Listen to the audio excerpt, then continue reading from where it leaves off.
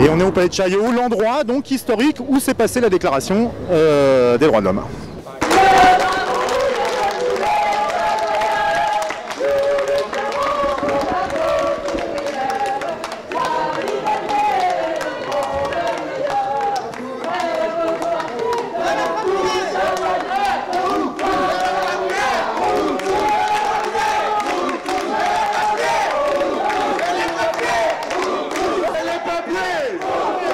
On a interpellé les gens, on leur dit venez tous ici, on se réapproprie, nous, les sans, les précaires, ceux qui se battent pour les droits, on se réapproprie ce temple des droits qui est le Palais de Chaillot et qui est le symbole de la Déclaration universelle des droits de l'homme. Donc on va donner la parole à une copine de Lévis. Bon, nous sommes venus à deux, mais nous représentons 541 ouvrières qui avons été licenciées donc il y aura 2 ans en mars. 3 mois avant qu'on nous annonce la fermeture, le PDG est venu en nous disant que tout allait très bien, il ne fallait pas s'inquiéter pour l'entreprise. Et finalement, on s'est battu comme on a pu et on a été mis dehors quand même comme des malpropres en fait. Nous, on peut dire que dans notre entreprise, on était floués depuis 10 ans. On a laissé une part de notre salaire.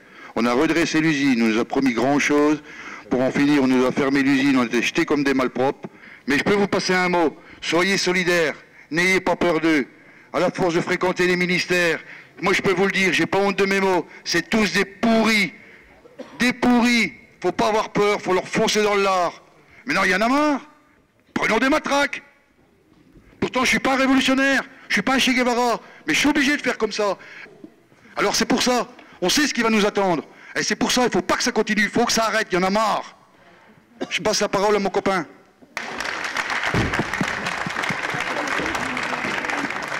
Bonjour, je tenais à remercier Robert, et puis on est de tout cœur avec tout le monde, tous les sans-papiers, tous ceux qui sont au bord de la précarité, qui sont dans la précarité. Et je tenais à m'adresser à ceux qui sont assis le cul derrière leur écran et qui vivent leur misère et leur détresse chez eux, à se bouffer les ongles. Et je leur dis, il serait peut-être temps de bouger les gars. Il serait peut-être temps de vous apercevoir que vous êtes en train de vous faire bouffer, qu'on est en train de vous prendre pour des cons. On continuera toujours. 10% de chômeurs, c'est les statistiques. Nous, chez nous, 22%. Mais il faut y aller, il ne faut pas avoir peur. Ces gens-là, ils font pipi caca comme tout le monde. Il faut y aller, il faut leur rentrer dedans, il faut se mobiliser. C'est sûr, ça va être dur, on va se prendre des gamelles, mais plus on en prend, plus on en donne. Moi, je vous dis qu'une chose, il faut y aller. Levez-vous, sortez-vous, bougez-vous.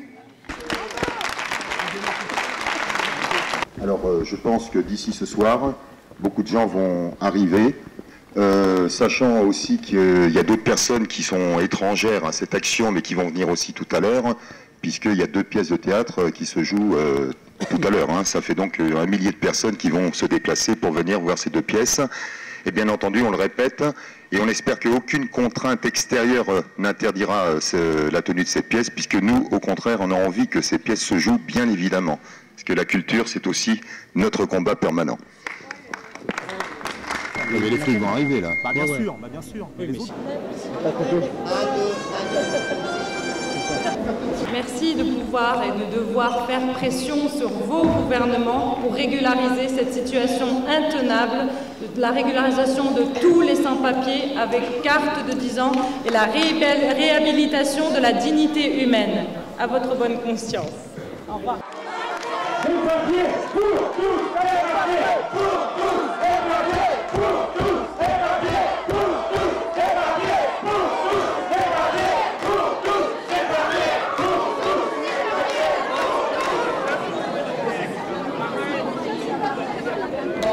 On sort.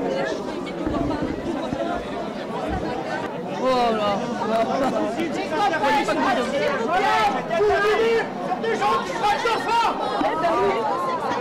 Donnez-leur tout l'argent de vos billets, messieurs. Les bonnes âmes.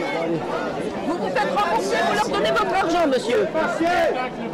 Quand on vous voit, mesdames et messieurs, on a honte de la France.